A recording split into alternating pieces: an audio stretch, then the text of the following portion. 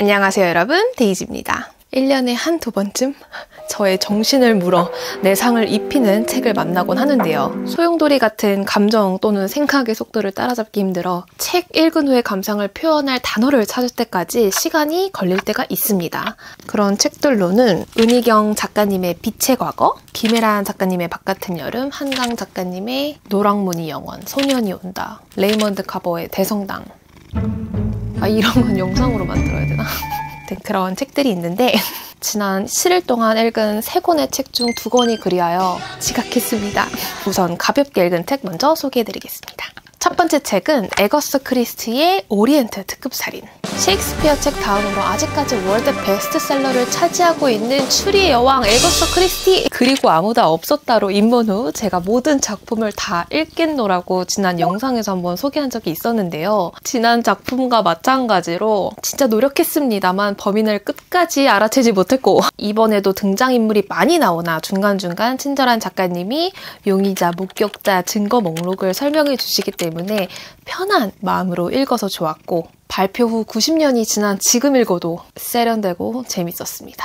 배경만 짧게 소개해드리자면 이스탄불에서 런던으로 향하는 오리엔트 특급 열차가 눈을 가르며 달리고 있습니다. 이 열차에는 유명한 탐정 푸아로 씨가 타고 있는데요. 사실 만석이라 티켓을 구하기 어려웠으나 열차 회사의 임원이자 푸아로 씨의 친구인 부크가 도움을 줬습니다. 바로 정보력을 이용하여 2인 씨를 한 명이 통째로 빌린 걸 알고 권위로 자리를 빼앗은 거죠. 푸아로 씨는 어느 때처럼 다양한 국적, 성격, 외모, 직업을 갖추는 승객들을 관찰하고 있습니다. 그중 하녀와 비서까지 대동한 라체 씨를 보고서는 인상이 좋지 않군 하고 판단하는데요. 그런데 그 라체 씨가 푸아로가 누군지를 알아보고서는 다가와서 사건을 의뢰합니다. 푸아로 씨, 내가 엄청난 부자입니다. 이 정도의 위치까지 오면 적이 생길 수밖에 없습니다. 제가 요즘 좀 생명의 위협을 받고 있는데 해결해 주시겠소? 푸아로 씨는 흥미롭지 않다며 거절합니다. 그랬더니 라체 씨가 얼마면 돼? 응? 왜 거절하는데? 했더니 푸아로 씨는 당신의 얼굴이 마음에 들지 않습니다 하고 사라집니다. 열차가 도착하길 기다리나 폭설로 인해 열차가 고립되고 난데없이 들려오는 비명소리가 고요를 깨버립니다. 푸에로 씨에게 사건을 의뢰하려고 했던 라체 씨가 잔인하게 살인당한 거죠. 열차가 고립된 후에 벌어진 거라면 범인은 분명 이 안에 있다. 혹시 푸아로 씨가 차지한 2인실의 한 자리가 원래는 범인의 자리였을까요? 푸아로 씨는 이내 부크 씨로부터 이 사건을 의뢰받고 한 명 한 명 신문에 나가기 시작합니다. 신문 과정을 함께하는 부크 씨는 옆에서 이 사람이네, 이 알리바이는 틀림없네, 계속 헛다리를 짚는데 바로 읽는 제 모습?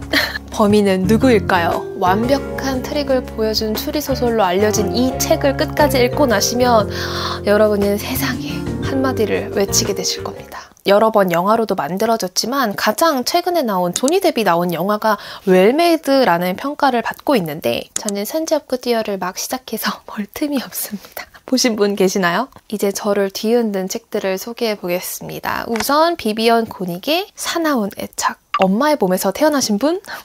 엄마 또는 딸 때문에 울어보거나 웃어본 적 있다. 재미, 통찰력, 필력 다 뛰어난 에세이 어디 없나? 이 중에 하나라도 해당하신다면 세계 최고의 에세이스트 타이틀을 갖고 있는 저자의 이 책을 읽어보셔야 합니다. 저자는 45, 엄마는 77입니다. 모녀는 산책을 하며 서로에게 다시금 애정을 느끼기는커녕 서로 핥히고 물어뜯기 일쑤이지만 그럼에도 불구하고 둘은 평생을 산 뉴욕 도시 어딘가를 항상 같이 걷고 있습니다. 그리고 평생에 걸쳐 쌓은 어머니와의 애증을, 그들의 삶의 조각들을 우리에게 들려줍니다. 애증의 단편적인 에피소드를 하나 들려드리자면, 오늘은 창창한 날, 예감이 좋은 날이다. 내 안에 공간이 넓게 열리며 빛이 가득 들어온다. 엄마에게도 내 안에서 터져나오는 이 긍정의 기운을 나눠주고 싶다. 불타오르는 생일환이 살아있음에서 오는 행복감을 심어주고 싶다. 그래도 엄마는 내 가장 오래된 친구가 아닌가. 이 순간 모든 사람을 사랑할 수도 있다. 엄마까지 사랑할 수 있다. 엄마, 오늘 날씨 정말 끝내주네. 야, 엄마한테 솔직히 말해봐라. 너 이번 달 월세 있니? 아니, 엄마 있잖아. 타임에 서평 쓴다고 했지? 그거 돈은 되니? 엄마 그만해. 나 오늘 기분이 옷이 그게 뭐니? 내 안의 공간이 점점 줄어들기 시작한다. 벽이 무너진다. 엄마한테 말한다. 엄마는 참 딱 적당할 때 적당한 말을 할 줄 안다니까? 놀라워. 그것도 재능이야. 숨통을 콱 막히게 해. 하지만 엄마는 알아듣지 못한다. 내가 지금 비꼬고 있는 줄도 모른다. 지금 나를 나자빠지게 했다는 것도 전혀 모른다. 내가 엄마의 불안을 내 것으로 받아들이고 엄마의 우울함에 완패해버렸다는 사실을 조금도 알지 못한다. 늘 이렇게 상처를 주는 대화를 하는 모녀 사이지만 저자 본인은 엄마의 삶을 목격한 엄마 인생의 저장소이기도 합니다. 저자는 10대 때 바라봤던 엄마의 하루를 이렇게 기억하고 있습니다. 엄마는 여기 아닌 다른 세상, 진짜 세상이 있음을 알았다. 그리고 가끔은 당신이 그 세상을 원한다고 생각했다. 아주 열렬하고 절실하게. 엄마는 집안일에 열중하다가도 갑자기 모든 동작을 일제히 멈추고 한없이 길게 느껴지는 몇 분 동안 싱크대를, 바닥을 멍하니 바라보았다. 그런데 그 세상이 어디 있는데, 어떻게 가야 하는데, 그게 대체 뭔데? 아침에는 수동적이고 오후에는 반항적이던 엄마는 매일 새로 만들어졌다가 매일 풀어져 버리는 사람이었다. 엄마를 미워하는 마음 이상으로 또 사랑하기 때문에 그녀는 애증의 관계에 종속되고 맙니다. 세상 속 모든 엄마들의 삶이 묵직한 돌이 되어 가슴을 짓누르는 것만 같을 때가 있습니다. 여성 안에 흐르는 공감, 정서적 돌봄과 이해의 의무는 어디서부터 온 걸까요? 우리는 그들을 너무 사랑한 나머지 그들의 절망과 박탈감의 역사를 우리 안에 똑같이 아로새긴 건 아닐까요? 그래서 우리는 옅어진 주체성, 자기만의 공간을 회복하기 위해 필요 이상으로 다치고 깨지고 또 배워야 하는 것 같습니다. 그리고 대화를 시작하죠. 그러나 몇몇은 이해 자체를 거부하기도 합니다. 자신의 남은 생에서 바라는 것은 무한한 동정, 연민, 그리고 봉사이거든요. 자녀가 바라는 공간을 인정하긴 어렵고 그러면서 나 이상으로 사랑하고 동시에 나를 버리며 그들을 우선시하며 길러냈던 그 시간들이 기대라는 올가미가 되어 자녀를 묻고 또 묶습니다. 딸의 입장에서는 좋은 딸이고 싶고 엄마의 삶이 안쓰럽기도 하고 우울한 부분을 나의 사랑으로 채우고 싶고 그러나 동시에 내 사랑, 내 삶도 불안하고 너무 힘듭니다. 이럴 때 이 애증의 마음이 서로를 더 힘들게 만드는 것 같습니다. 그리고 저자는 용기를 내어 엄마와 계속 대화를 하고 서로의 삶을 이해하고 이런 문장으로 저희에게 희망을 줍니다. 엄마와 나는 더 이상 얼굴을 가까이 맞대고 있지 않는다. 드디어 어느 정도의 거리감이 영구적으로 성취되었다. 나는 우리들 사이의 거리를 흡족하게 엿본다. 약간의 공간이 나에게 이따금 찾아오는 일용한 기쁨을 가져다 준다. 내가 나로 시작해서 나로 끝날 것이라는 믿음. 저와 제 엄마 진희님도 서로 정신적으로 잘 독립하고 건강한 관계를 갖고 있는데요. 가족이 오랜만에 모여 식사를 하는 도중 계속 맛있는 부위 양보하고 계속 먹으라고 하고 저는 그 모습에 이상하게 우라통이 터지는 거예요. 제발 엄마부터 신경 쓰라고. 엄마 먹으라고.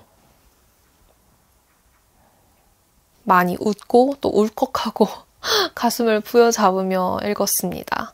올해 에세이 후보 추천합니다. 마지막 작품은 이언 맥큐언의 속죄. 올해의 책 이언 맥큐언을 공식적으로 저의 페이보릿 작가 목록에 올리게 되었습니다.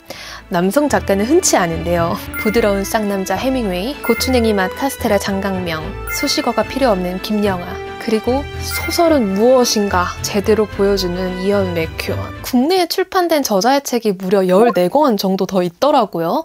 대부분 문학동네에서 나왔고 갑자기 출판사를 사랑하는 마음이 앞으로 모두 완독하는 게 저의 목표가 되었습니다. 그럼 올해 책 속죄 뒷페이지에 나온 내용보다 적게 스포일러 없이 소개하며 저의 감상을 이어서 들려드리겠습니다. 때는 1935년 2차 세계대전 발발 전입니다. 영국 외곽의 11살 소녀 브라이오니는 오빠와 그의 친구가 집으로 오랜만에 온다고 하여 희곡을 쓰고 있습니다. 오케이, 큰 오빠가 이상한 연애 좀 그만하게 이 내용을 넣고 얘한테는 이 벌을 받게 하고 완벽해. 그런데 본인의 희곡을 같이 연기할 사촌들이 너무 얄밉습니다. 쌍둥이 동생들은 발음하기도 어려워하고 고작 몇 살 더 많은 롤라는 브라이오니가 찜해둔 주인공 역할을 가져가려 합니다. 좋다고 말해줘. 이건 지난 몇 달 동안 내게 일어난 유일한 기쁜 일이 될 거야. 마지못해 고개를 끄덕이나 브라이언이는 다 때려치우고 싶고 혼자가 되어 고통을 되씹어보고 이로 인해 무엇을 잃어버렸는지 또 무엇을 포기하게 되었는지 하나하나 떠올리며 분석해보고 싶습니다. 거기다가 언니 세실리아도 이상합니다. 소꿉친구 로비와 싸우고선 옷을 홀딱 벗고 분수대로 들어가질 않나. 로비는 아주 저질스러운 편지를 써서 세실리아에게 전해달라고 부탁하질 않나. 오빠와 그의 친구는 왓스나 희극은 결국 무산되고 저녁 식사 도중에는 쌍둥이들이 사라져서 온 식구가 그들을 찾아 나섭니다. 질서정연함을 좋아하는 브라이언이는 오늘 하루 동안 일어난 이 모든 일들이 너무 이상하게 느껴집니다. 지금까지 세상은 그녀를 사랑해줬고 그녀가 원하는 것을 주고 원하는 일이 일어나게끔 했었는데 그리고 그런 일이 일어난 후 그녀는 세상이 그녀에게 준 것을 글로 묘사할 테고요. 브라이언이는 쌍둥이 동생들을 찾으며 생각을 이어나갑니다. 혹시 다른 사람들도 나처럼 살아있나? 이렇게 생각하나? 만약 그들 또한 자신이 특별하다고 생각하면 이 세상은 그 누구도 특별하지 않은 게 아닐까? 누군가를 보호하고 걱정하는 것, 이렇게 쌍둥이들을 찾아 나서는 것, 이 모든 것은 브라이언이가 추구하는 고되고 힘든 정신적 여정, 숭고한 글쓰기, 그로 인해 얻는 정식적 자유와는 거리가 매우 멀어 보입니다. 그러다가 쌍둥이를 찾는 과정 중 롤라가 누군가에게 성폭행을 당한 걸 알게 됩니다. 콧대 높았던 롤라가 울면서 브라이언이에게 의지를 하니 갑자기 묘한 우월감까지 느끼게 되는데요. 그러고선 그날의 질서를 바로잡기로 결심합니다. 브라이언이는 자신이 범인을 정확히 목격했고 범인은 식사 자리에 있던 한 사람이라고 지목합니다. 여름밤의 자유와 사랑을 만끽하던 사람들은 브라이언이의 절대적인 상상으로 인해 모든 것을 상실하고 변화를 겪게 됩니다. 한 소녀의 맹목적인 언행으로 어떤 일들이 펼쳐졌을까요? 그리고 이 소녀는 이 모든 상황을 되돌려 놓을 수 있을까요? 방금 말한 내용이 한 요 정도의 분량이거든요. 또 스포일러가 될 수 있는 내용은 다 뺐습니다. 재밌을 것 같죠? 네, 감상. 제가 사실 단월드의 창시자가 쓴 책을 짧게 읽고 감상을 남긴 그 영상으로 인해 엄청나게 많은 악플과 협박을 받았는데요. 물론 저는 올라오자마자 빛의 속도로 삭제했고 타격도 전혀 받지 않았습니다. 오히려 목소리를 미약하게나마 낸 것에 대해 전혀 후회하지 않게 되었습니다. 여튼 단월드 회원 여러분 덕분에 이 책 속죄에 대한 감상평을 이렇게 정리해보려고 합니다. 브라이언이는 이야기를 통해 자기 확신을 얻고 자기 삶의 의미를 찾아가는 소녀였습니다. 사람들이 자기 이야기를 믿고 놀라고 나은 삶을 살았으면 했고요. 그리고선 단순 공상에서 멈추지 않고 상상하는 대로 욕망하는 대로 일방적인 이 허구의 이야기들을 현실로 옮겨왔습니다. 이야기를 진실되게 보이게끔 하는 브라이언이의 지속적인 노력은 곧 폭력의 순환이 되었습니다. 또 그 이야기를 들은 사람 중에서는 자신들의 이익 보호 그리고 편의를 위해 진실을 추구할 노력조차 하지 않고 거짓을 확산시키고 이야기에 힘을 보탰습니다. 타인 역시 우리 자신과 마찬가지로 똑같은 존재라는 단순한 진리에 대한 몰리 이해도가 불행을 불러왔습니다. 타인의 삶을 지디긴 행동에는 완벽한 속죄도 불가합니다. 브라이언이가 이후 행한 속죄는 그녀가 만든 이야기처럼 그저 또 다른 만족감을 준 것일지도 모르겠습니다.